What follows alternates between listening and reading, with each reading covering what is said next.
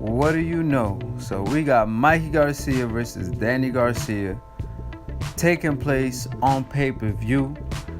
Now the pay-per-view part is the part that I don't mess with or I don't agree with, period, because it's just not pay-per-view quality. At the end of the day, it's a good fight, a 50-50 fight, matter of fact. But if you think about it, Danny Garcia just came off a victory, but before that, he just lost to Sean Porter. And not too long ago, he lost to Keith Thurman. And Mikey Garcia, on the other hand, he was undefeated for the longest, but he just got smoked by Errol Spence. And it just seemed like a comeback fight for Mikey Garcia, but it definitely ain't no tune-up. And Danny Garcia is a stay busy fight, but hey, you lose this fight, it hurts your brand because you just lost to the smaller man that you claimed that Errol Spence just beat up and couldn't stop. So now you done put yourself in a position that you don't want to be in, because now you don't stop Mikey Garcia, then why were you talking shit to begin with about Errol Spence's performance? You have a close fight with Mikey Garcia, or they on your ass. You lose to Mikey Garcia, or it's a split decision loss or win.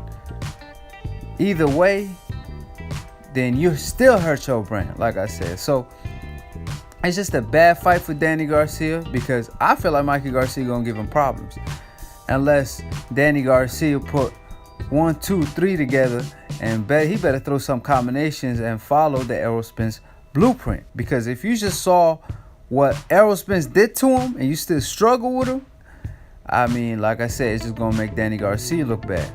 And Mikey Garcia, on the other hand, it's do or die, because you out here asking for it now. I mean, you had one excuse, you moved up 2 weight divisions, blah blah blah, which was really 1 weight division, got smoked, and still stayed at the same division, and you fighting Danny Garcia for no belt. Like, there's no belt on the line, there's nothing special on the line, and it's on pay-per-view.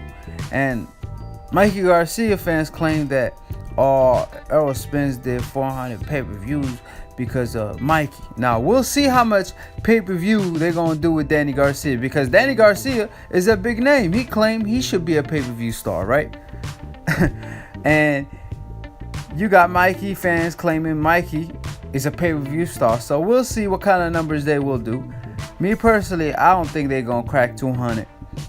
But at the end of the day, it's Mexican versus Puerto Rican, and that rivalry always been there. So it's a good fight, don't get me wrong. I really want to see it, but I'm just not willing to pay that much money, especially Mikey coming off a loss. We don't even know if he's okay. I mean, he took a hell of a beating.